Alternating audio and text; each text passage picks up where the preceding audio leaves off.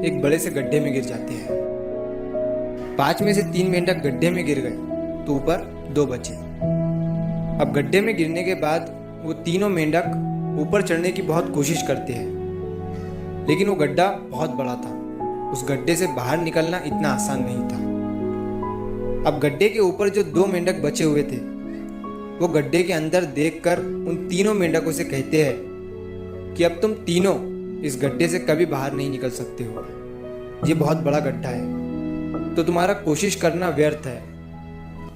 ये सुनने के बाद उन तीनों मेंढकों में से एक मेंढक को लगता है कि ये सही बोल रहे हैं। ये गड्ढा बहुत बड़ा है और अब हम इसमें से कभी नहीं निकल सकते हैं। तो वो मेंढक थोड़ी कोशिश करने के बाद हार मान लेता है और उसी गड्ढे में एक जगह आराम से जाकर बैठ जाता है।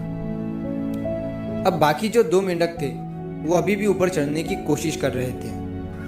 अब उन दोनों को देखकर ऊपर वाले मेंढक फिर से उन्हें ये कहते हैं कि तुम जो कोशिश कर रहे हो वो बेकार है। तुम इस गड्ढे से कभी बाहर नहीं निकल सकते हो और अब तुम्हें अपनी सारी जिंदगी इसी गड्ढे में गुजारनी पड़ेगी।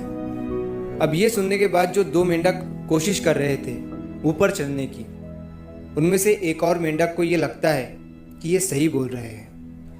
अब हम इस गड्ढे से कभी बाहर नहीं निकल सकते हैं और वो भी हार मानकर बैठ जाता है।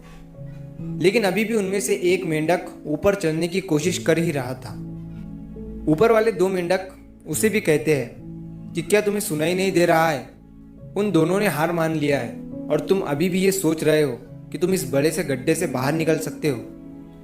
वो ऊपर वाले दोनों मेंढक उसे बोलते रहे, लेकिन उनकी बातों का उस मेंढक पर कोई असर नहीं हुआ और वो मेंढक कोशिश करता रहा और कोशिश करते करते वो उस गड्ढे से बाहर निकल गया।